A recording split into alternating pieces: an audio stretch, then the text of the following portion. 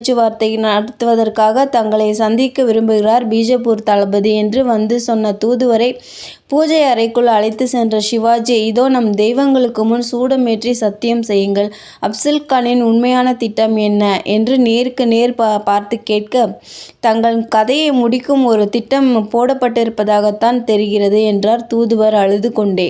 சற்று மௌனமாக இருந்த சிவாஜி, சரி, நீங்கள் திரும்பிச் செல்லுங்கள், பேச்சுவார்த்தைக்கு நான் வர தயார். ஆனால் ஒரு நிபந்தனை, இரு பக்கமும் ஆயுதங்கள் ஏந்திய மெய்க்காவலர்கள் யாரும் இருக்கக்கூடாது. நான் தனியாகத்தான் பீஜப்பூர் தளபதியை சந்திப்பேன் என்றார்.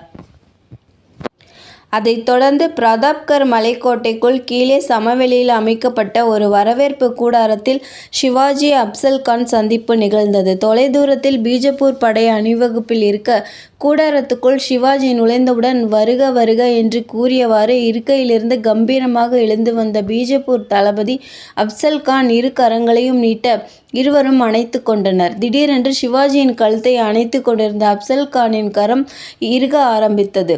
அதே சமயம் அப்சல்கானின் வலது கரத்தில் பளிச்சிட்ட ஒரு குறுவாள் மின்னலாக சிவாஜியின் மார்பில் இறங்க ஏமாற்றம். இப்படி ஏதாவது நடக்கலாம் என்பதால் தயாராகவே மேலாடைக்கு உள்ளேயே இரும்பு கவசம் ஒன்றை அணிந்து கொண்டு வந்திருந்தார் சிவாஜி. கொலை திட்டம் தோல்வி அடைந்தது கண்டு அப்சல்கான் ஒரு வினாடி திகைத்து பின்வாங்கி சுதாரிப்பதற்குள் சிவாஜியின் இடது கரம் காற்றை கிழித்து கொண்டு இயங்கியது. அவர் கையில் பயங்கரமாக காட்சியளித்தது இரும்பினால் செய்யப்பட்ட வாக்நாக் புலிநகங்கள் என்று அழைக்கப்படும் கூர்மையான ஆயுதம். இரு முனைகளிலும் பொருத்தப்பட்ட மோதிரங்களை ஆள்காட்டி விரல்களிலும் சுண்டு விரலிலும் அணிந்து கொண்டு குத்துவது போல கையை மூடிக்கொள்ள வேண்டும். பீஜப்பூர் தளபதி மீது வேங்கையாக பாய்ந்து அவர் வயிற்றை கிழித்து குடலை உருவி போட்டுவிட்டார் சிவாஜி. அப்சல்கான் செத்து விழ மறுகணம் பாசறை அல்லோலகல்லோலப்பட்டது. மலையில் பதுங்கியிருந்த மராட்டிய வீரர்கள் புயலாக கீழே இறங்க திகைத்து போய் நின்றிருந்த பீஜப்பூர் சுல்தான் படையை துவம்சம் செய்துவிட்டார்கள்.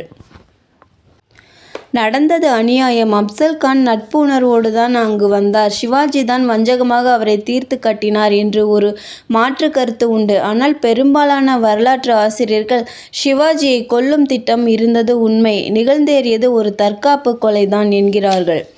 எது எப்படியோ, இதைத் தொடர்ந்து மராட்டிய பகுதிகளில் சிவாஜியின் இமேஜ் ஏகமாக உயர்ந்தது என்னவோ உண்மை. பிறகு தென் கொங்கண பகுதியையும் கோலாப்பூர் மாவட்டத்தையும் மராட்டிய படை கைப்பற்றியது.